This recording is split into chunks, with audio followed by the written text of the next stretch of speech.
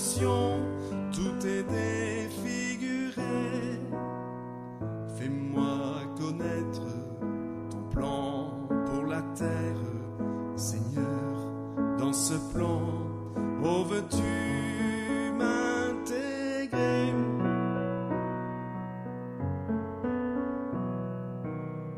Fais-moi connaître l'unique modèle, ton Fils Jésus-Christ que je veux refléter. Il faut que je sois meilleur, plus fidèle, c'est par ton esprit que je peux l'imiter. Fais-moi connaître Jésus, le modèle, l'aimer, le servir et toujours l'écouter. Tu es l'espoir pour tous ceux qui n'ont plus d'assurance. Nous croyons, nous savons que tu régneras. Tendons la main, parlons d'espérance, certain que Jésus reviendra.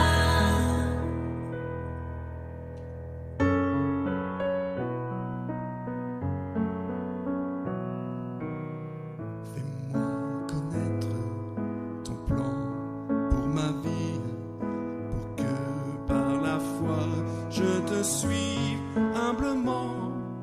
Prends tous mes élans, je te les confie, j'écoute ta voix, je dis oui fermement.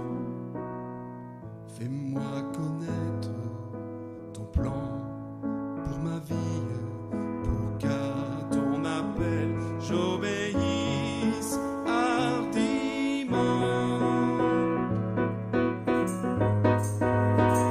Tu es l'espoir pour tous ceux qui n'ont plus d'assurance. Nous croyons, nous savons que tu régneras. Tendons la main,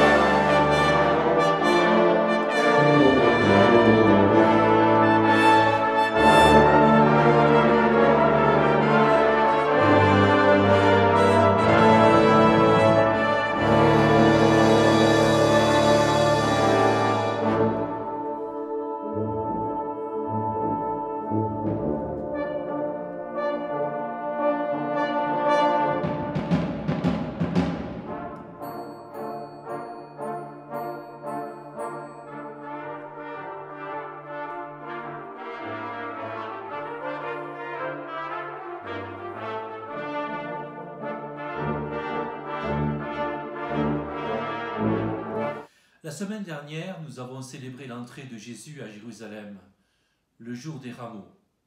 Ce jour-là, Jésus a dénoncé, entre autres, l'étroitesse et la léthargie des religieux et le mal sous toutes ses formes.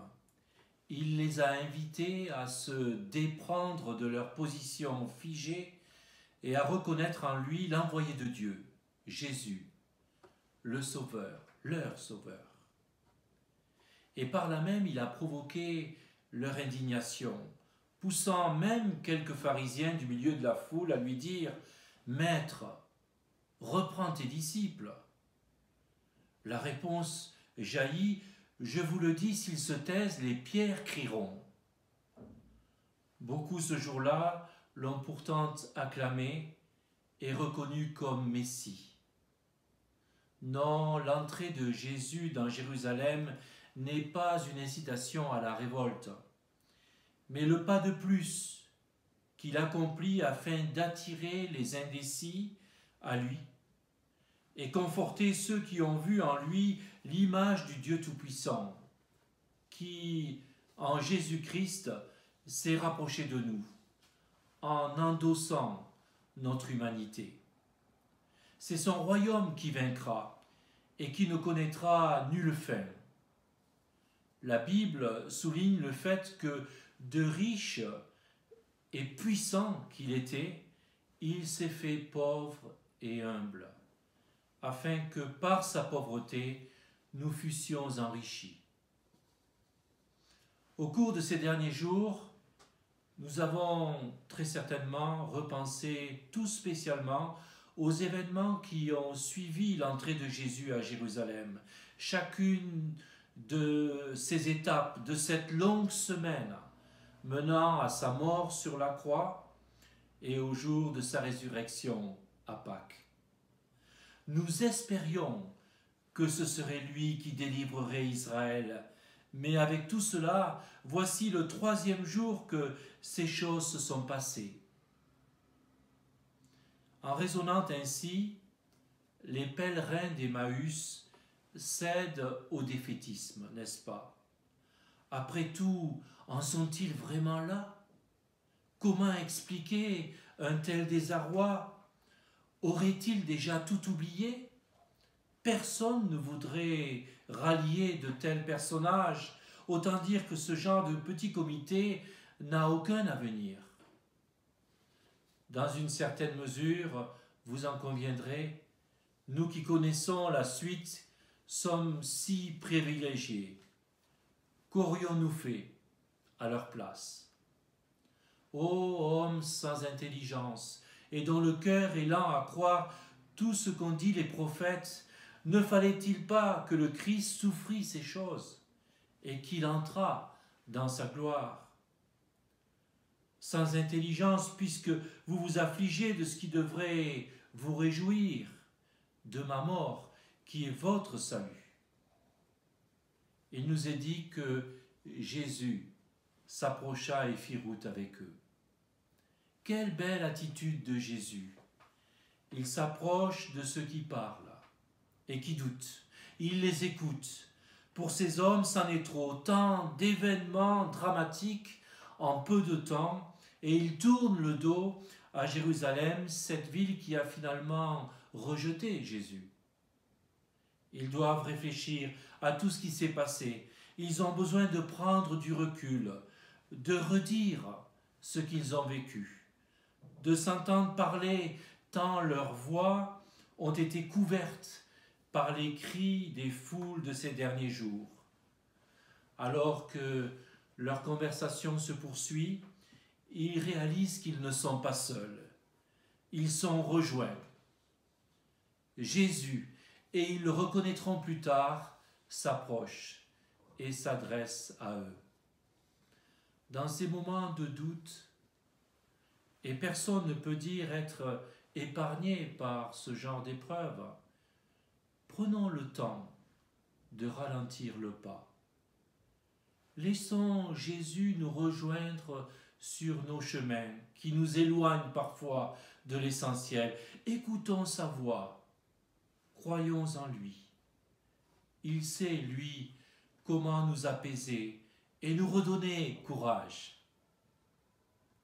Au cours de ces semaines de confinement, où les questionnements sont nombreux, recherchons la présence et le conseil de Dieu pour que notre confiance en lui grandisse, s'affermisse.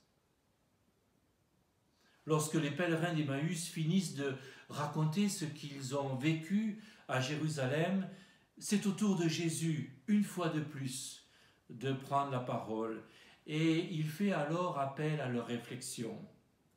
Ne fallait-il pas que le Christ souffre ces choses ? Il les invite à réfléchir et à admettre que ce qui vient de se passer, qui avait été annoncé, le sacrifice de Jésus, lui qui a été livré pour nos offenses et est ressuscité pour notre justification. L'humanité ne pouvait être sauvée que par les souffrances et la mort endurée par Jésus. Tel était le plan de Dieu. Il est écrit que le Christ doit souffrir et ressusciter d'entre les morts le 3e jour. Et c'est réellement ce qui s'est passé, même si les pèlerins d'Emmaüs ne le réalisent pas immédiatement. En lisant le texte, on entend aussi l'appel solennel à la mémoire et à l'intelligence des disciples d'Emmaüs. Encore une fois, Jésus s'adresse aux 2 disciples avec beaucoup de tact. Et même si on perçoit entre les lignes du récit un certain agacement de Jésus à leur égard, sa façon de leur expliquer les choses est touchante. Il prend son temps pour redire tout ce qui s'est déroulé, en passant par Moïse et les prophètes, et il leur expliquait dans toutes les Écritures ce qui le regardait. Cette manière de relire, de repenser l'histoire, fait aussi appel à leur intelligence. Petit à petit, malgré les doutes, une forme de confiance renaît. La lumière se fait peu à peu. Au lieu de s'imposer brutalement à leur vie, Jésus a pris le temps de parler au cœur et à l'esprit de ses disciples. Nous aussi, nous qui pour beaucoup connaissons toute l'histoire des disciples d'Emmaüs, nous sommes invités à utiliser notre mémoire, à ne pas nous laisser distraire par de vaines conversations qui nous éloigneraient de notre raison d'être, à savoir être, dans notre quotidien, de vrais témoins de Jésus-Christ, des porteurs d'espérance, des servantes et des serviteurs de Dieu, convaincus, qui nourrissent leur âme par une lecture assidue de sa parole. C'est ce dont les jeunes générations ont besoin, voir dans la vie des adultes qui se disent chrétiens aujourd'hui que l'Évangile est bien au cœur de leur vie et que le changement qui s'opère en eux s'inscrit dans la durée. Afin que, comme les pèlerins d'Emmaüs, l'on puisse prendre conscience de l'impact de notre témoignage. Notre cœur ne brûlait-il pas au-dedans de nous lorsqu'il nous parlait en chemin ? Alors que les disciples d'Emmaüs parviennent au terme de leur marche, en ce jour de Pâques, ils éprouvent le besoin de ne pas se séparer de celui qui a fait un bout de chemin avec eux. Il ne leur faudra plus longtemps pour reconnaître celui dont le nom se trouve sur le bout de leurs lèvres, Jésus, leur Seigneur. Ainsi, malgré le supplice enduré, l'agonie et l'œuvre même de la mort, le timbre de la voix de Jésus est intact. C'est bien lui. Il est vraiment ressuscité. Maintenant qu'ils en ont le cœur net, les voilà repartis.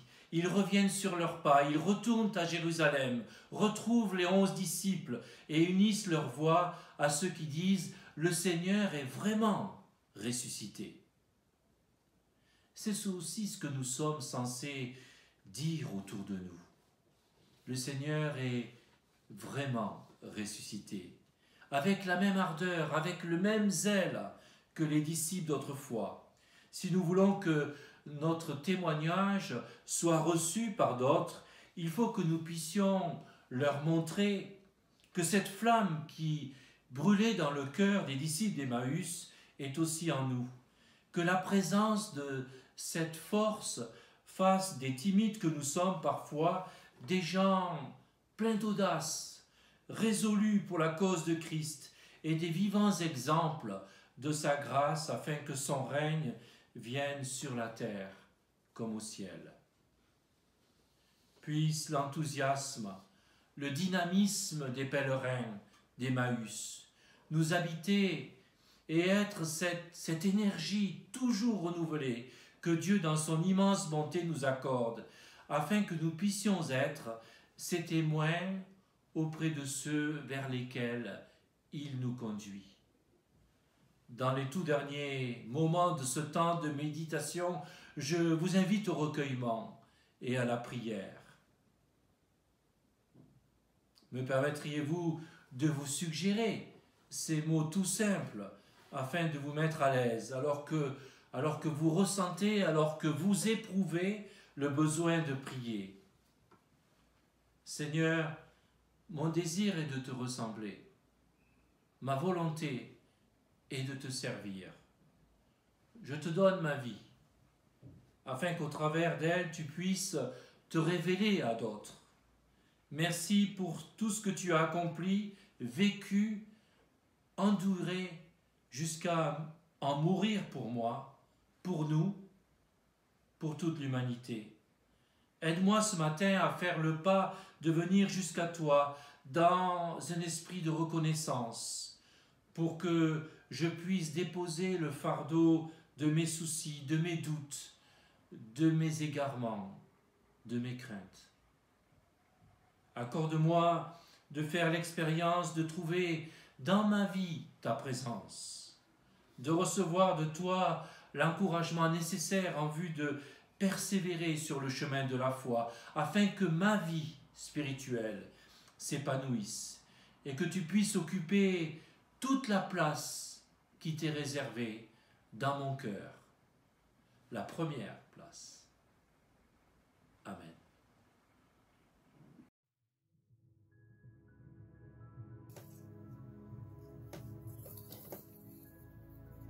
Notre Père, qui es aux cieux,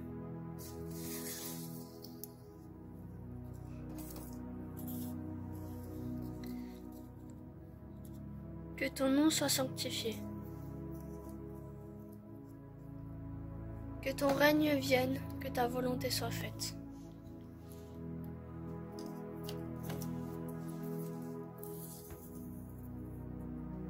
Sur la terre,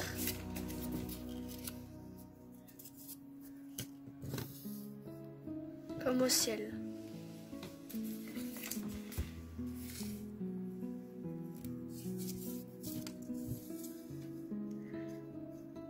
Donne-nous aujourd'hui notre pain de ce jour.